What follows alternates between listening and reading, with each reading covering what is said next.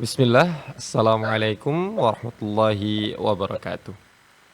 Alhamdulillah, salatu wassalamu ala rasulillah wa ala alihi wa sahbihi wa mawalah wa la hawla wa la quwata illa billah ma ba'd. Masyarul muslimin, para pemirsa Fata TV, a'azzani Allah wa iyyakum. Semoga selalu dalam lindungan Allah Azza wa Jalla. Kami ucapkan ahlan wa sahlan wa marhaban bikum. Kami masih bisa, alhamdulillah, masih bisa menyapa kembali para pemirsa Fata TV dimanapun Anda berada melalui program live interaktif kesayangan kita semua. Insyaallah pada kesempatan kali ini dibimbing oleh Al-Ustadz Dr. Iqbal Gunawan hafizahullah ta'ala yang bertemakan menjaga iman. Ya, dan alhamdulillah kita telah terhubung bersama Al-Ustadz Dr. Iqbal Gunawan. Mari sama-sama kita sapa beliau terlebih dahulu. Ya. Assalamualaikum warahmatullahi wabarakatuh. Ustaz. Waalaikumsalam warahmatullahi wabarakatuh. Bagaimana kabarnya Ustaz? Alhamdulillah. Gimana kabar antum? Sehat ya? Alhamdulillah sehat, insyaallah Ustaz. Ustaz, insyaallah Ustaz kita akan meminjam waktu Ustaz selama 1 jam mendatang Ustaz untuk menjawab pertanyaan-pertanyaan dari para pemirsa Fata TV nantinya Ustaz. Tentang menjaga iman ini Ustaz. Kalau mau minjam itu dibalikin, jadi nggak bisa. Oh, nggak bisa. Nggak bisa dari waktu. Meminta berarti. Jadi meminta. Meminta, betul. Taib meminta. Dipinjam itu dibalikin. Insyaallah khair insyaallah Ustaz. Taib Ustaz, insyaallah selama 1 jam mendatang kita akan menjawab pertanyaan-pertanyaan tentang menjaga iman nantinya. Ya. Tapi sebelum kita mulai program acara kita pada kesempatan kali ini, ada beberapa hal yang ingin kami sampaikan kepada seluruh pemirsa Fata TV. Bahwasanya program live interaktif Fata TV memungkinkan para pemirsa untuk bisa bertanya langsung kepada Al-Ustadz Dr. Iqbal Gunawan hafizahullahu ta'ala, tentunya dengan tema yang telah kita tentukan, yaitu menjaga iman.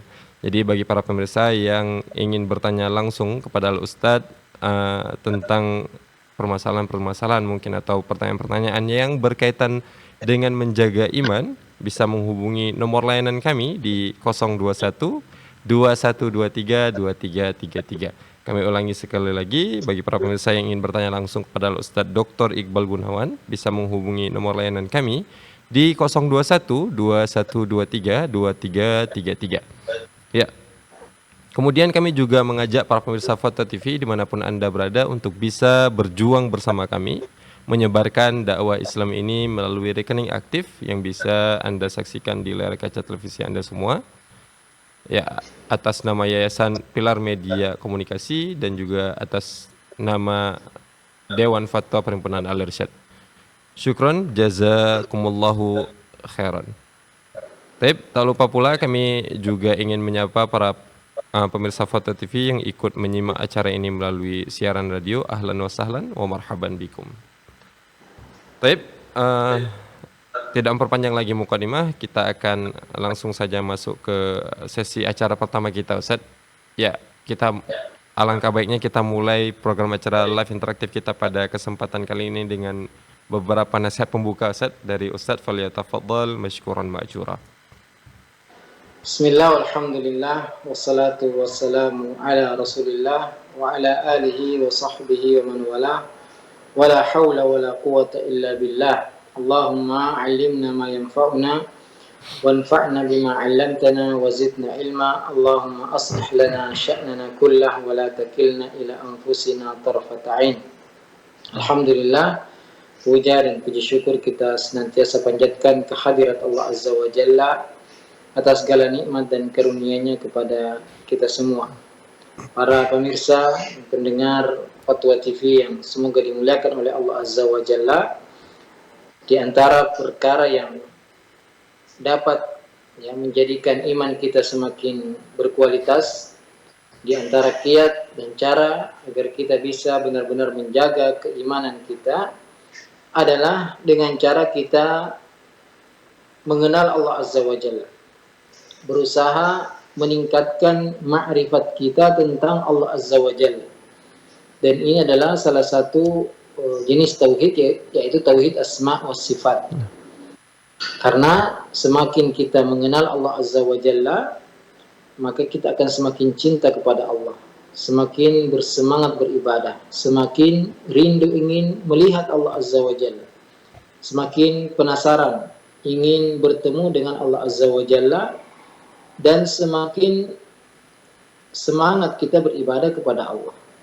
Juga dengan kita benar-benar mengetahui keagungan, kekuasaan, keesaan, keperkasaan Allah Azza wa Jalla, maka kita akan semakin takut berbuat dosa, semakin takut untuk berbuat maksiat, semakin takut kita melakukan pelanggaran-pelanggaran dari perintah Allah Azza wa Jalla. Maka jika kita ingin menjaga keimanan kita, menjaga hati kita, kita berusaha mengenal Allah Azza wa Jalla melalui nama-nama dan sifat-sifatnya. Dan itu hampir ya, semua ayat ditutup dengan nama-nama Allah Azza wa Jalla. As-Sami'ul Alim, Al-Alimul Hakim, Al-Khabir. Ini semua diulang-ulang, berulang-ulang kali dalam ayat-ayat Al-Quran. Ini menunjukkan pentingnya kita mengenal Allah Azza wa Jalla dengan nama-nama dan sifatnya. Inilah yang membuat iman kita semakin kuat, ya, semakin meningkat ketika kita benar-benar mengetahui tentang Allah Azza wa Jalla, mengetahui sifat-sifat Allah Azza wa Jalla.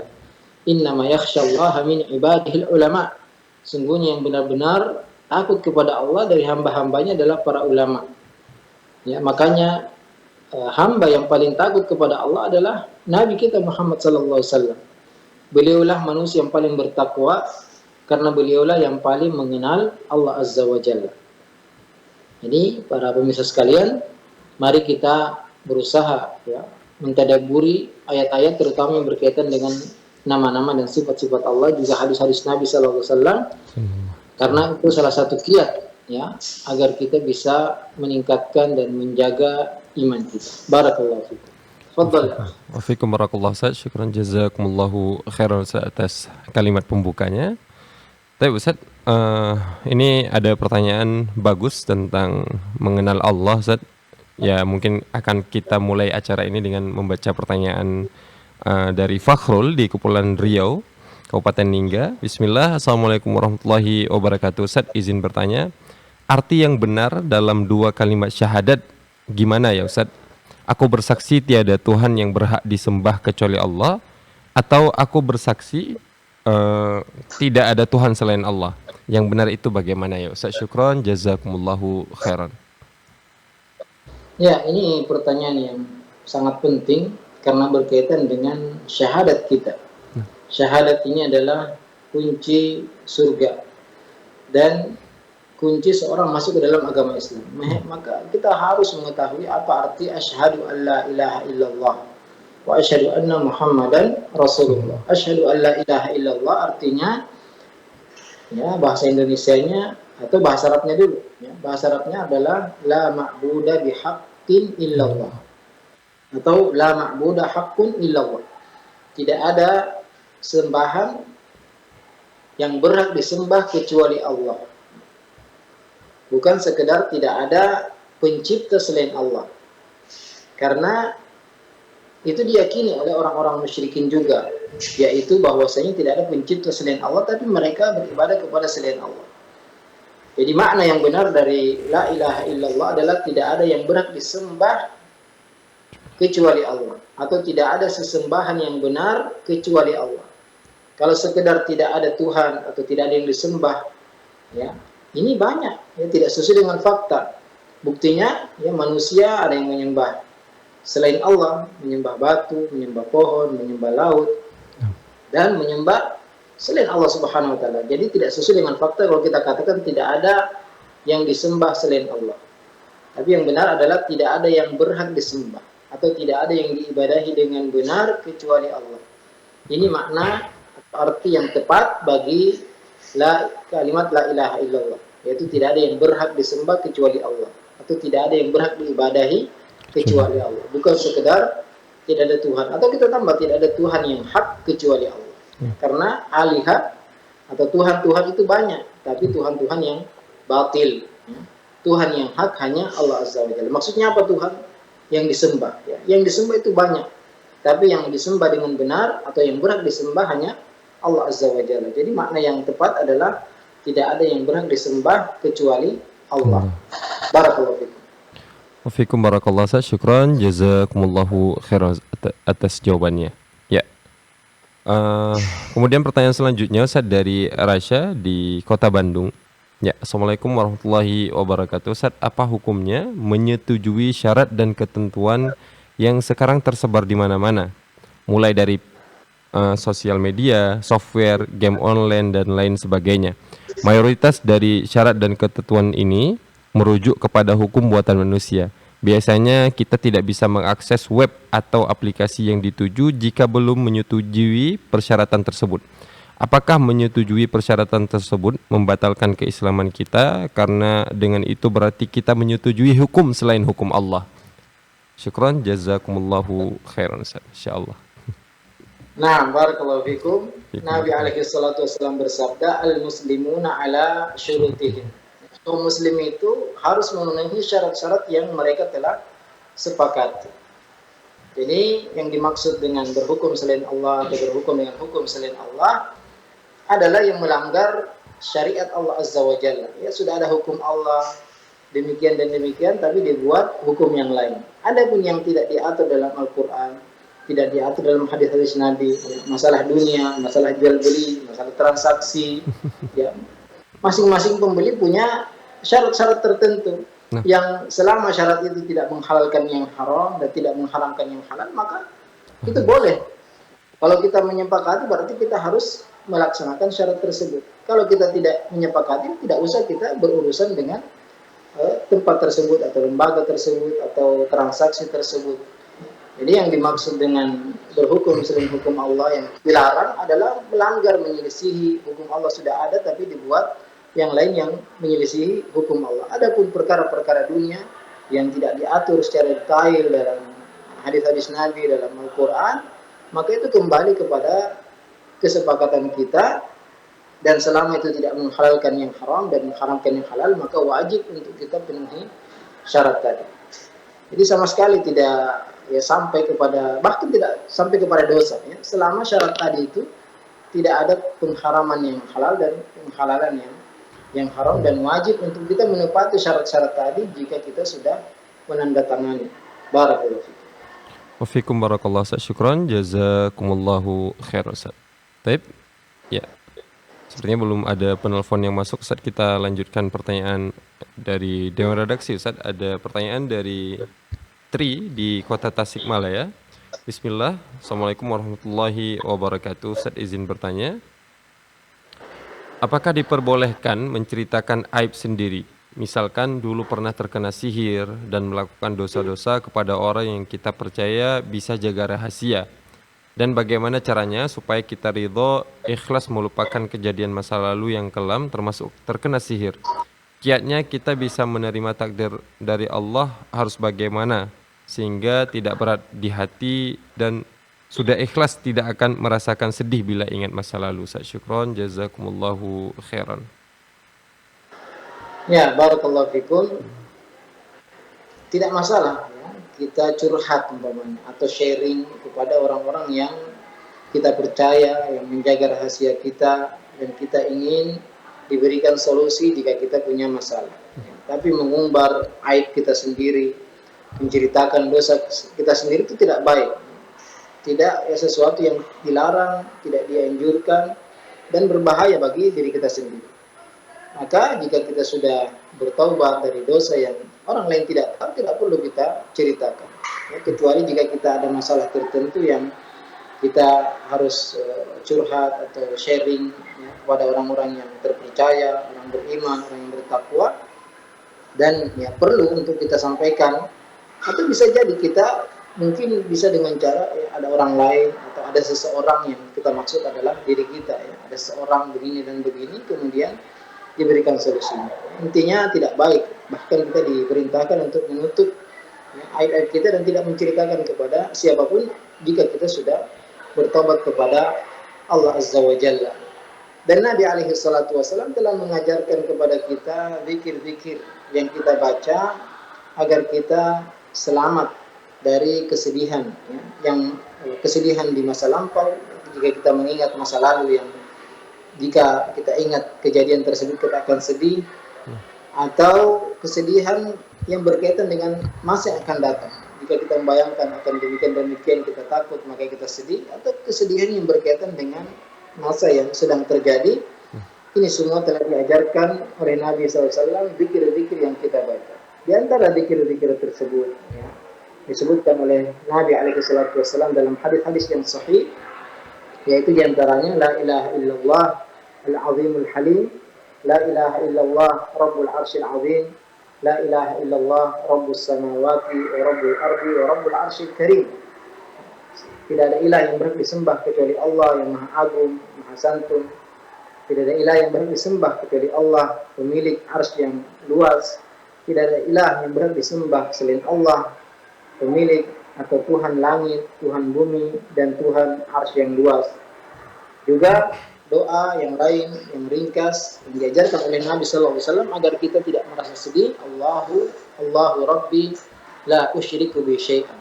Allah Tuhanku, aku tidak mempersekutukannya dengan sesuatu apapun.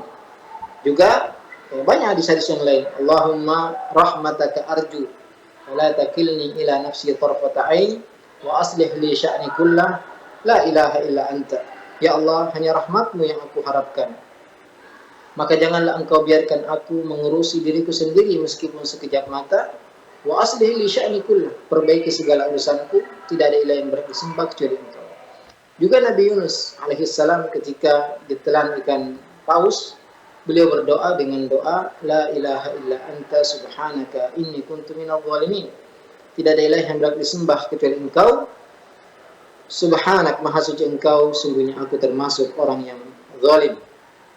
Dan doa-doa yang lain yang diajarkan oleh Nabi, ada doa yang cukup panjang. Allahumma inni abduk ibnu abdik ibnu amatik nasiyati biyadik madin fiyya hukmuk adilun fiyya qada'uk as'aluka bikulli ismin huwa lak sammaita bihi nafsak wa anzaltahu fi kitabik aw 'allamtahu ahadan min khalqika wa ista'tharta bihi fi 'ilmi al-ghaibi 'indak an taj'ala al-qur'ana rabi'a qalbi wa nura sadri wa jala'a husni wa dhahaba hammi. Siapa yang baca doa ini maka Nabi menjamin akan hilang ya, kesedihan yang dia rasakan. Dan tidak pantas kita terlalu menyedihkan ya perkara-perkara dunia ini, karena Nabi juga bersabda, sungguh indah perkara orang yang beriman. Jika dia mendapat nikmat, dia bersyukur, maka itu baik baginya. Dan jika dia mendapat musibah, mendapatkan masalah, maka dia bersabar dan itu pun baik baginya. Karena seorang muslim ya, jika dia bersabar dia dapat pahala, jika dia bersyukur dia pun dapat pahala. Maka ya kalau kita terapkan kiat-kiat tadi, kita baca doa-doa tadi, maka insya Allah semua kesedihan kita akan hilang. Tentunya kita perlu dekat dengan Allah dengan banyak berzikir, zikir pagi, zikir petang, zikir sebelum tidur, bangun tidur, dan zikir-zikir yang lainnya. Dan kita tentu banyak berdoa, ya, memperbaiki sholat kita, memperbaiki hubungan kita dengan orang tua kita. Ini semua akan menjadi penyebab kita bahagia. Barakallahu. Wafikum barakallah, syukran jazakumullahu khairan. Taib. Ya, sebelum kita mulai melanjutkan membacakan pertanyaan dari website, kami ingin mengajak para pemirsa Foto TV dimanapun Anda berada untuk bisa mempergunakan kesempatan emas ini berkonsultasi langsung kepada Al-Ustaz Dr. Iqbal Gunawan Hafizallahu Ta'ala, tentunya dengan tema yang telah kita tentukan, yaitu menjaga iman. Jadi bagi para pemirsa yang ingin bertanya secara langsung kepada Ustaz Dr. Iqbal Gunawan Hafizahullah Ta'ala, bisa menghubungi nomor layanan kami di 021 2123 2333. Kami ulangi sekali lagi, bagi para pemirsa yang ingin bertanya langsung kepada Ustaz Dr. Iqbal Gunawan, bisa menghubungi nomor layanan kami di 021 2123 2333. Baik, ya, sepertinya masih belum ada penelpon yang masuk, Ustaz. Kita akan lanjutkan pertanyaan yang telah masuk di website. Baik, pertanyaan selanjutnya, Ustaz, dari Fakhrul di Kepulauan Riau. Afwan Ustaz, izin bertanya. Bismillah, Assalamualaikum warahmatullahi wabarakatuh. Seseorang yang memberontak kepada pemerintah, apakah dia menjadi kafir, Ustaz? Syukran, jazakumullahu khairan. Ya, memberontak, melawan pemerintah, ini adalah perkara yang diharamkan. Karena Allah Azza wa Jalla berfirman, ya ayyuhalladzina amanu atiiullaha wa atiir rasul wa ulil amri minkum. Wahai orang-orang yang beriman, taatilah Allah, taatilah Rasul dan pemimpin-pemimpin kalian. Tapi tidak sampai kepada derajat kekufuran ya. Man mata wa laysa fi unuqihi bai'a mata mitatan jahiliyah. Siapa yang mati meninggal dunia dan tidak ada di pundaknya baiat kepada pemimpin, maka dia akan mati jahiliyah. Ini maksudnya bukan mati kafir, tapi mati seperti kondisi orang jahiliyah yang tidak punya pemimpin. Jadi mati dalam keadaan berdosa, kata para ulama yang mensyarah hadis ini. Jadi melanggar, ya, memberontak kepada pemerintah, melawan kepada pemerintah adalah termasuk dosa besar, ya.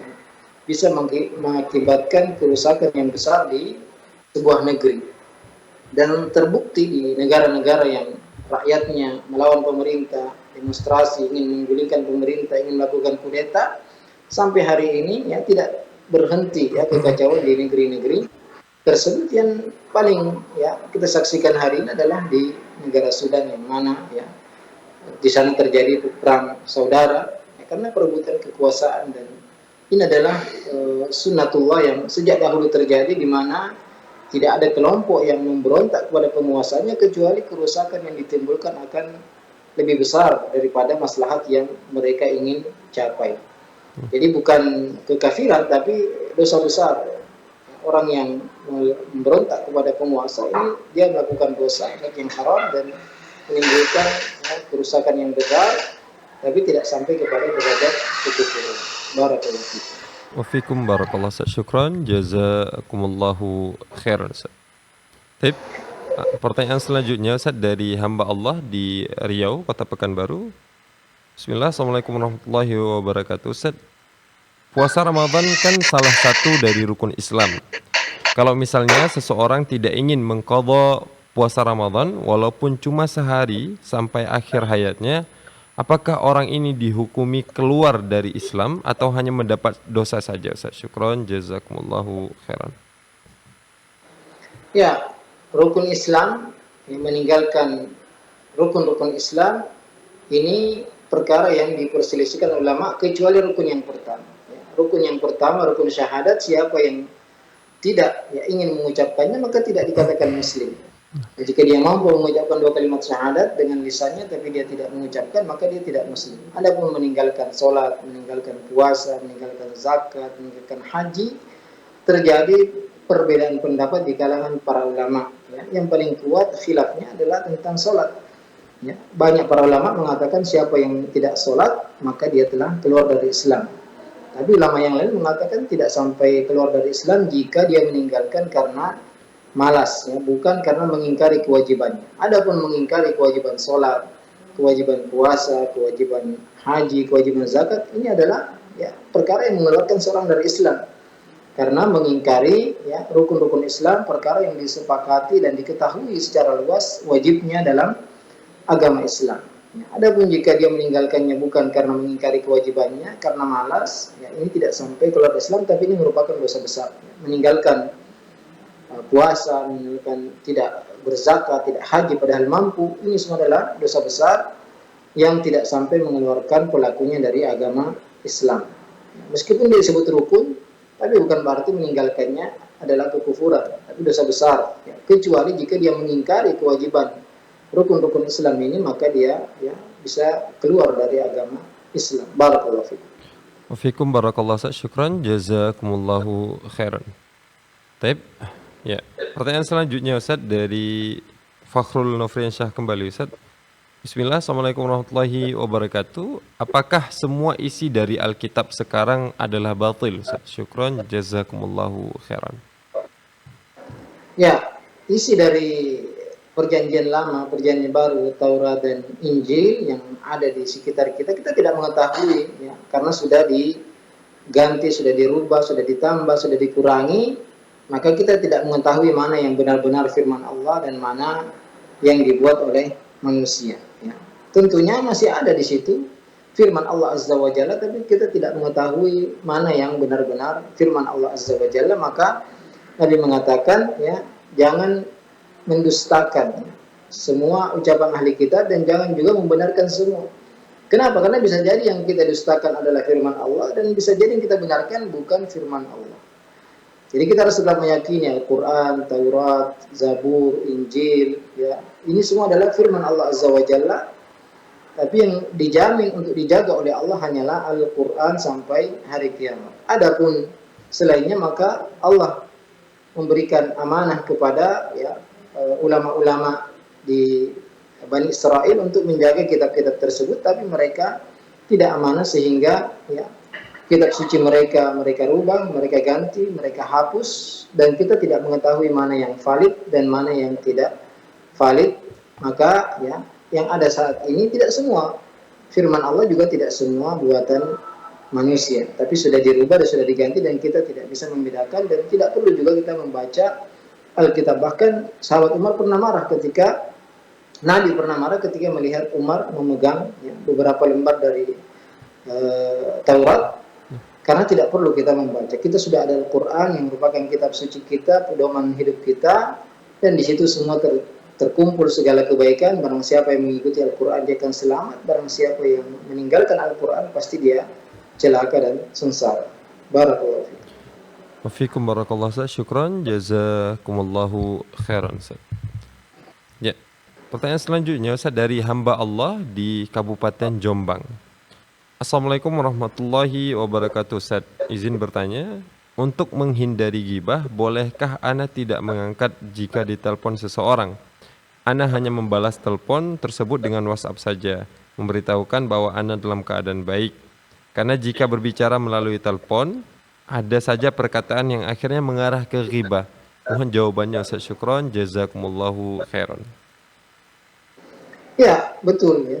Bukan hanya di telepon, ketika kita duduk bersama teman-teman kita atau bersama kerabat kita, kemudian ada yang berbuat ghibah di situ, membicarakan aib orang lain, maka kita dilarang untuk terus duduk di situ, atau kita diwajibkan untuk mengingkari kemungkaran tersebut, karena ghibah adalah salah satu dosa besar dan banyak orang meremehkan perkara ini.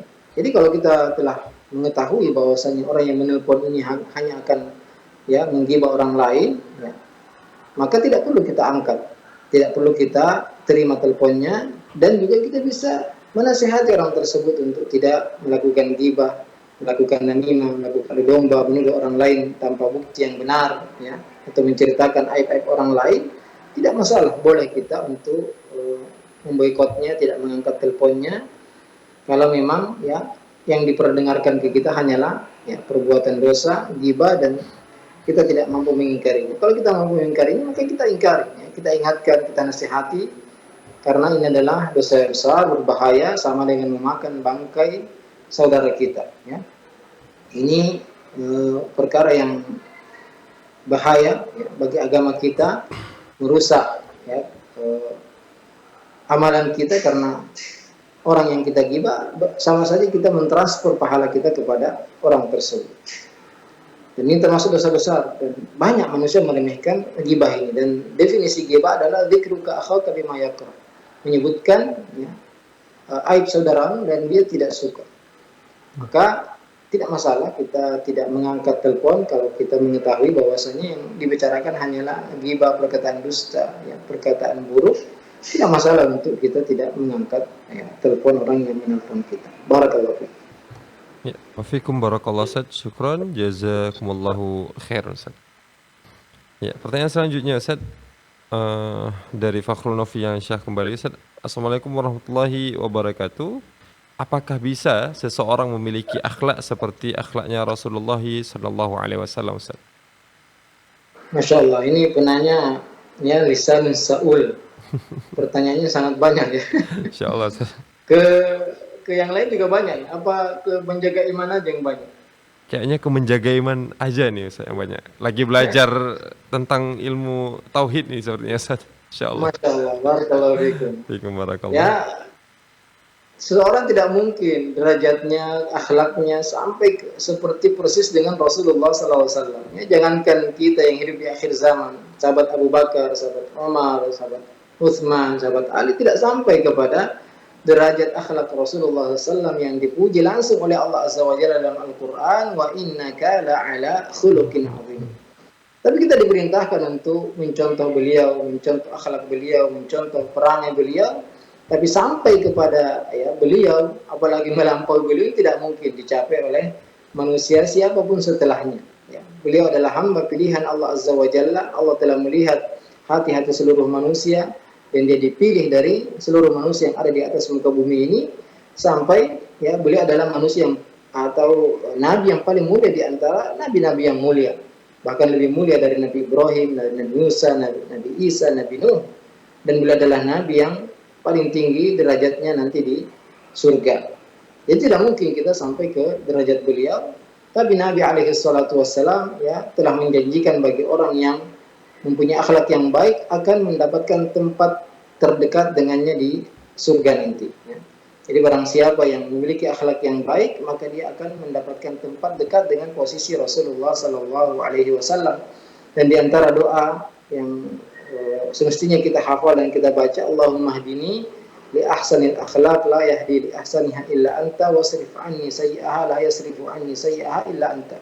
Ya Allah, berilah petunjuk kepada akhlak yang terbaik, kan tidak ada yang bisa memberi petunjuk kepadanya kecuali Engkau, dan jauhkanlah aku dari akhlak yang buruk, dan tidak ada yang bisa menjauhkan dari akhlak yang buruk kecuali Engkau.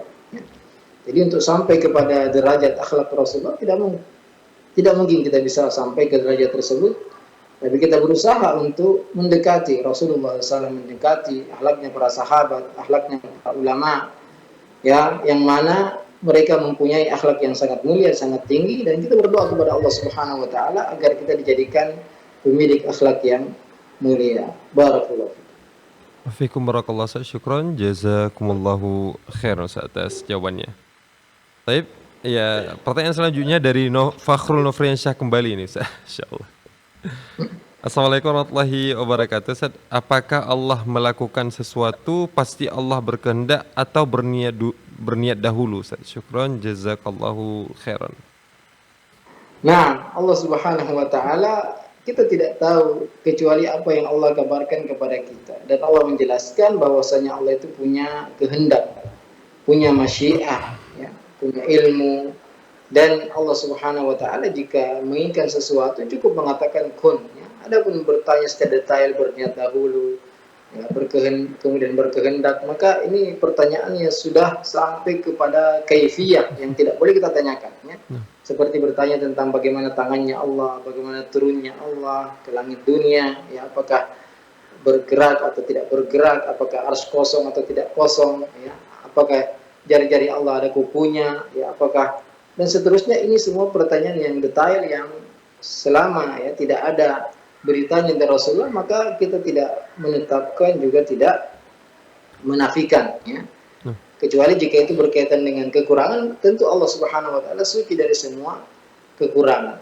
Allah itu berkehendak, dan kehendak Allah itu, iradah Allah itu terbagi menjadi dua, ada iradah kauniyah dan iradah syar'iyah. Ya.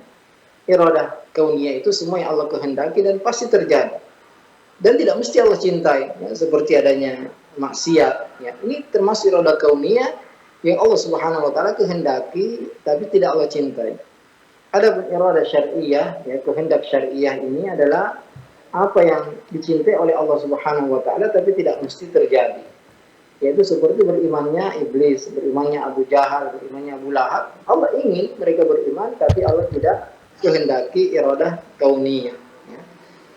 Nah, kalau kita memahami dua perbedaan iradah syar'iyah dan iradah kauniyah ini, maka kita akan selamat dari kesesatan kelompok Jabariyah dan kelompok Qadariyah. Kelompok Jabariyah mengatakan manusia tidak punya kehendak, dan kelompok Qadariyah mengatakan Allah tidak berkehendak. Ya, itu saja yang perlu kita ketahui. Adapun masalah berniat dulu, ini terlalu pertanyaan detail yang tidak perlu kita pertanyakan karena sudah berkaitan dengan kaifiyah atau tata cara bentuk yang tidak dikabarkan oleh Nabi Sallallahu Alaihi Wasallam. Barakallahu fiikum. Wafikum barakallah, Ustaz, syukran Ustaz, jazakumullahu khairan Ustaz. Tapi Ustaz, bagaimana dengan kehendak makhluk Ustaz? Apakah kehendak makhluk juga ciptaan Allah Ustaz? Ya, betul. Allah menciptakan makhluk kehendaknya dan kudrahnya. Kemampuannya Allah semua yang ciptakan. Wallahu khalaqakum wa ma ta'malun. Allah menciptakan kalian dan apa yang kalian kerjakan. Jadi masyiah kita, iradah kita itu diciptakan oleh kudrah kita, kehendak kita, kemudian kemampuan kita, ini semua ciptaan Allah Subhanahu Wa Taala. Jadi bukan hanya menciptakan jasad kita, tapi apa yang kita kerjakan itu semua bawah kendali Allah Subhanahu wa taala, wa ma tasyauna illa ayyasha Allah. Apa yang kita kehendaki pasti di bawah kendali kehendak Allah Azza wa Jalla, ya. Kadang kita ingin begini tapi Allah tidak berkehendak, maka tidak terjadi. Jadi yang terjadi adalah kehendak Allah Azza wa Jalla. Tapi kita tetap ya dihukum atas perbuatan yang kita punya pilihan untuk melakukannya atau tidak melakukannya. Adapun perkara yang kita tidak punya pilihan seperti kita sakit, ya, kita udzur, maka kita tidak dibebankan apa yang kita tidak mampu untuk lakukan. Tapi yang mampu kita lakukan, maka kita ya, mendapatkan pahala atau dosa disebabkan perbuatan yang kita lakukan dengan ikhtiar kita, dengan kehendak kita, meskipun kehendak tersebut adalah ciptaan Allah dan aturan Allah Azza wa Jalla. Barakallahu fikum. Fikum barakallah. Syukran Ustaz, jazakumullahu khairan atas jawabannya.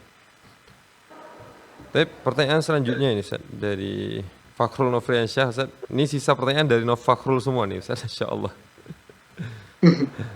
Tapi apa hukum mengatakan setan yang telah memberiku cobaan, padahal kita tahu yang memberi kita cobaan itu Allah?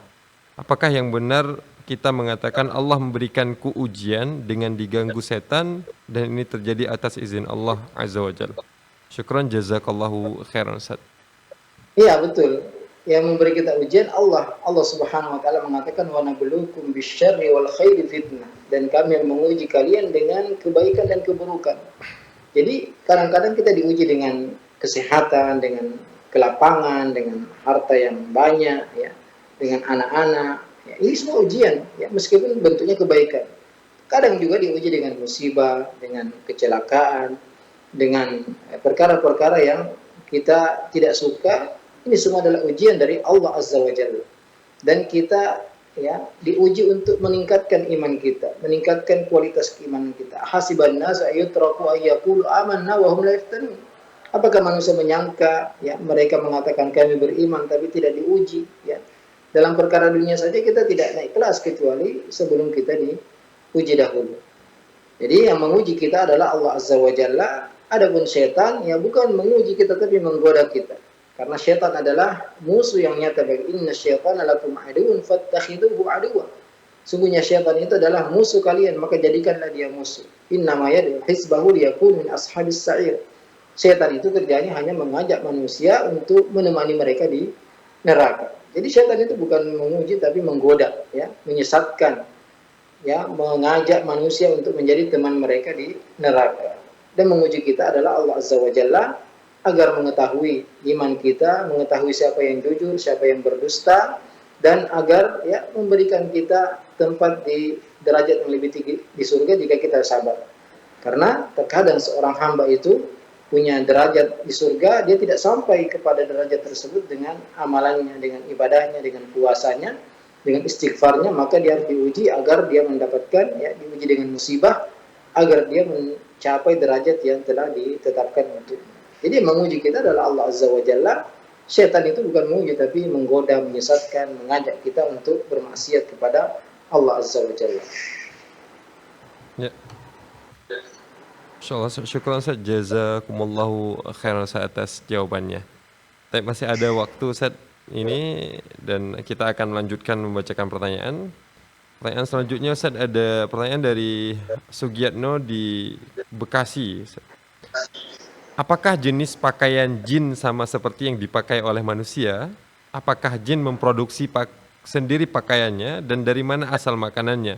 Apakah sisa-sisa tulang yang dimakan oleh manusia, Ustaz? Syukran, jazakumullahu khairan. Ya, ini sepertinya mau buka konveksi untuk dijual ke para jin. Insyaallah. Jadi yang berkaitan dengan jin ini tidak perlu terlalu banyak kita pertanyakan. Kenapa? Karena tidak berkaitan dengan ibadah kita, tidak berkaitan dengan kewajiban kita, tidak berkaitan dengan iman kita, ya apalagi pakai pakaian atau tidak. Ini karena jin adalah alam gaib yang kita tidak mengetahui hakikatnya seperti apa. Ya. Maka Allahu a'lam, saya tidak tahu, tapi jin juga makan. Ya. Jin makan, ya, makan makanan yang tidak ditutup, juga makanan ya, tulang-tulang. Ini semua adalah makanan saudara kita dari kalangan jin. Dan jin ada yang beriman, ada yang kafir, ya, sehingga kita dianjurkan untuk selalu berzikir, ya. Jangan sampai, karena ada di zaman sahabat kalau tidak salah ada yang dicuri oleh jin, ya, ditahan oleh jin, maka yang perlu kita lakukan adalah banyak berzikir ketika keluar rumah, ketika masuk rumah, zikir pagi, zikir petang, ya, a'udzu bikalimatillahi tammat min syarri ma khalaq, agar kita selamat dari gangguan-gangguan jin. Ya, adapun secara detail tentang kehidupan jin, apakah mereka pakai baju. Nah, jin ada yang laki-laki dan ada yang perempuan. Ya. Jin juga dibebankan kewajiban. Ya, dari jin tidak ada rasul, hanya ada pemberi peringatan.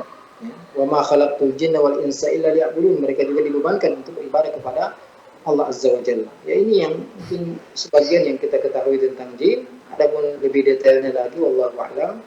Barakallahu fikum. Wafikum barakallah Ustaz. Syukran jazakumullahu khairan. Ya. Sepertinya kita masih ada sisa waktu ini Ustaz. Kita optimalkan waktu yang tersisa Ustaz. Ada pertanyaan bagus ini dari hamba Allah di Kalimantan Barat. Ya. Bismillah, Assalamualaikum warahmatullahi wabarakatuh. Ustaz, bolehkah kita mengatakan hal seperti ini kepada istri kita Ustaz? Kamu adalah bukti bahwa bidadari itu tidak hanya ada di surga. Jazakallahu khairan Ustaz. Insyaallah. Apa? Tadi agak putus-putus. Ada ulangi Ustaz. Kamu adalah bukti. Kamu adalah bukti bahwa bidadari itu tidak hanya ada di surga. Insyaallah. Ya nggak apa-apa. Ya, itu untuk apa yang menggombal itu nggak apa-apa. Ya, bahkan salah satu yang dibolehkan untuk berdusta yaitu suami kepada istri. Ya, dalam rangka untuk menyenangkan hatinya. Ya. Seperti contohnya, kamu sangat langsing, kamu sangat putih, kulitmu sangat halus. Padahal sebenarnya tidak demikian, atau makananmu sangat enak. Ya. Padahal mungkin keasinan dan seterusnya tidak masalah. Ya. Ini salah satu yang dibolehkan kita untuk berbohong, ya, dalam rangka menyenangkan hati istri kita. Itu salah satu ucapan tadi bagus, ya. Ini kamu adalah bukti bahwasanya bidadari itu tidak hanya di surga, tapi di dunia juga banyak bidadari, dan salah satu kamu, ya, kamulah orang. Itu termasuk perkara yang dibolehkan, karena antara suami istri ini ada perkara-perkara yang memang lebih longgar daripada selainnya. Dan salah satunya adalah tadi berkata dusta sebenarnya, ya, tidak sesuai fakta, tapi dalam rangka untuk menyenangkan hati istri, ya, ini yang dibolehkan. Yang dibolehkan berdusta yang lain adalah ketika perang dan untuk mendamaikan dua orang yang berselisih. Ya.